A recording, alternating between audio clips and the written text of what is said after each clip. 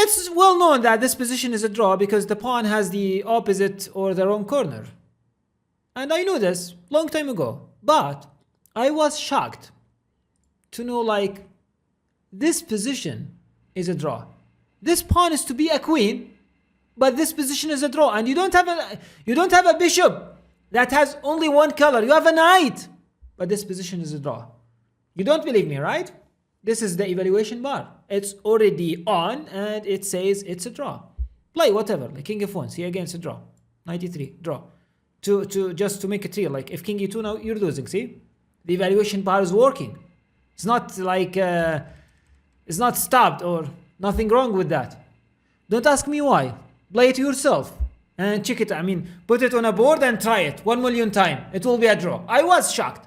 And in order for you not to be shocked 15 more times, I brought you 15 more positions that it's good to know it's a draw. Some of them requires some technique. Some of them is just you need to know it's a draw no matter what. Let's see. Another shocking moment. And actually, I shocked by that because I was playing a blitz game with increment. And I tried too many times. It's just a draw. A queen versus bishop and knight. It's a draw. Though the evaluation bar says 2.6, but it remains 2.6 forever because the engines are materialistic. They give more evaluation to material. They are pawn grabbers, yeah? So try this out as well. I mean, try it with your friend. It will be great. Like, for example, you go to your friend and say, listen, I'll give you a queen against a bishop and knight, and I bet you cannot win it. But your opponent will say, your friend will say, no, I can win it. I have a queen. Try it out. Just one single rule. Just keep these two guys around the king. And this king cannot get nearer. And maybe black has better chances to win this game. This guy to get forked or something. Moving on. Position number 4. Easy. 2 knights cannot give a checkmate. Why? Because there's no way. But don't go to the corners. Yeah? Try to stay away of corners. This is the only thing that you need to know not to get checkmated. Otherwise, it's a draw. Don't believe me. This is the engine evaluation bar. Says draw. Try it 1 million times. It's easy draw, yeah? One more. It's well known as well. The bishop's pawn, if it's on the 7th rank, about to be queening, it's just a draw. Try it out. You cannot. The trick is there is this stalemate at the end of the line, like here.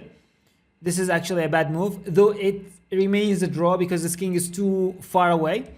But the easiest and more practical way is king a1. The point is you cannot take the pawn as it's going to be a stalemate.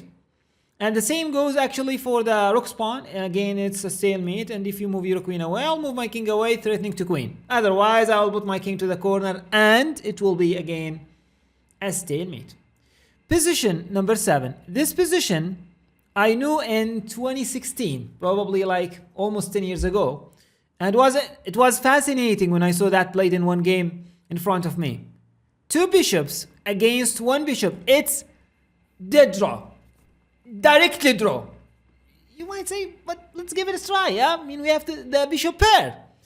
But the easiest way, the easiest technique to draw this is to put this bishop along the diagonal and put the king on one of the corners. For example, you go like bishop b7 and you brought your king to here.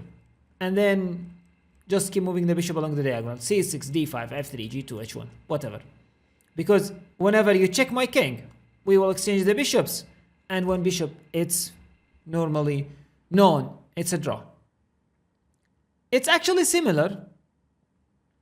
A bishop is a draw against knight and bishop. But here it's trickier because you have the opposite colored bishop. So you need to be aware not to get forked. Yes, this is super important. One trick. If you don't want to get forked, don't put your pieces on the same color of the square. Like here, because this is a light square and this is a light square, then you might get forked on d6, yeah? But if you put your king on dark square, here, here, here, it's impossible to get forked. Have you thought about it? It's a very interesting idea, because the knight always attack the square that has the same color. White, white, white. If the knight is here, then it's black, black, black, black, black, black, black, black. Very interesting, yeah? And this one. Actually, this one happened to me recently. In less than 1 year, in a few months, yeah, a few months ago. I was the one with the knight. I did not know, to be honest. I did not know it's theoretically draw. I will fight it no matter what. But it will be greater if I knew that, yeah? Because in the game I will be more kind of relaxed, yes?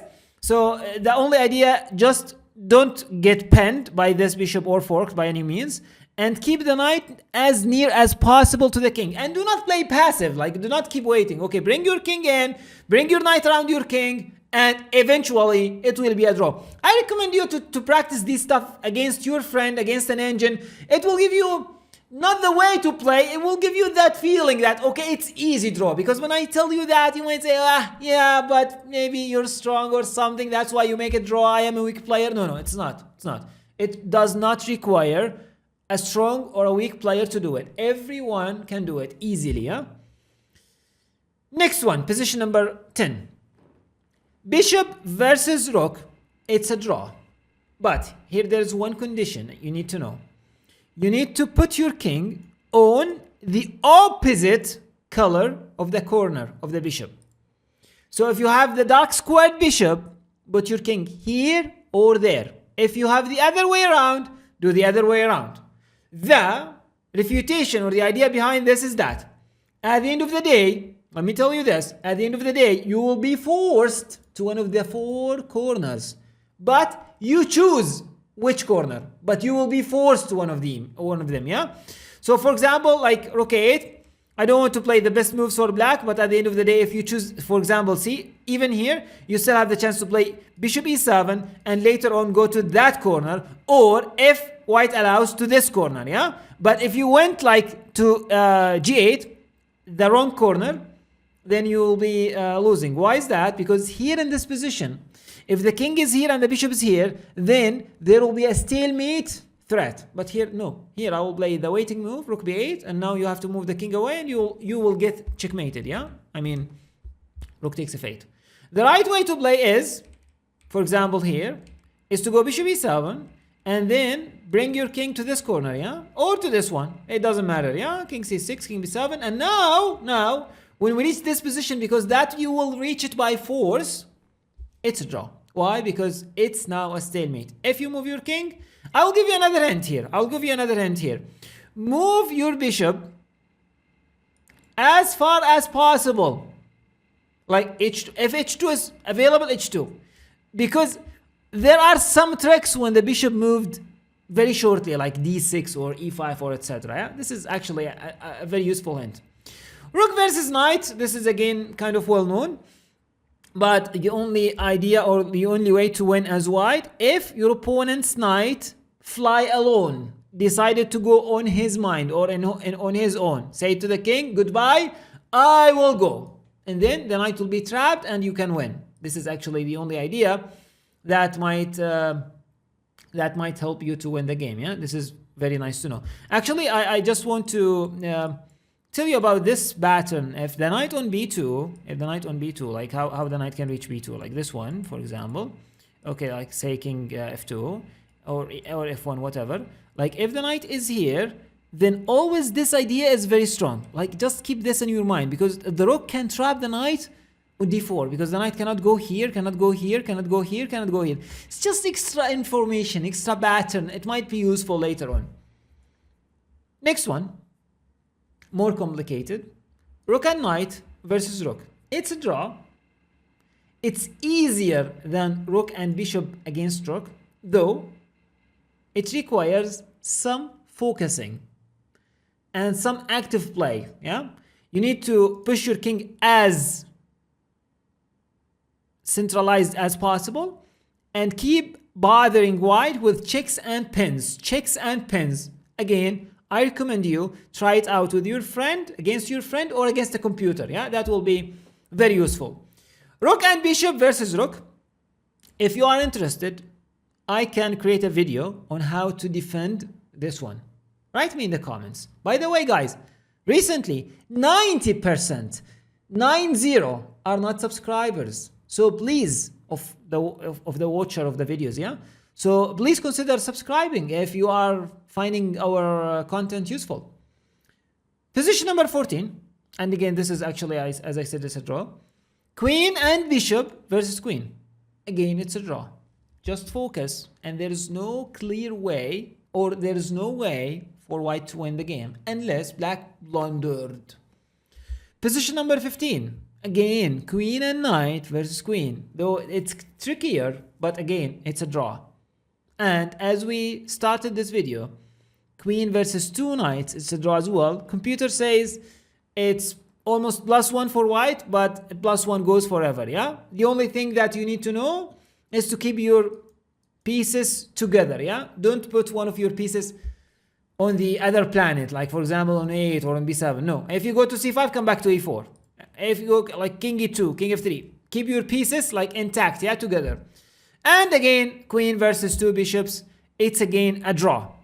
Write me in the comments any case of a draw that is not mentioned in this video. I hope this video is useful for your chess career, so you will not be shocked later on with a theoretical position where you thought you're winning, or you don't know if it's a draw or not. Thanks for watching again. I hope you find this useful and have a nice one.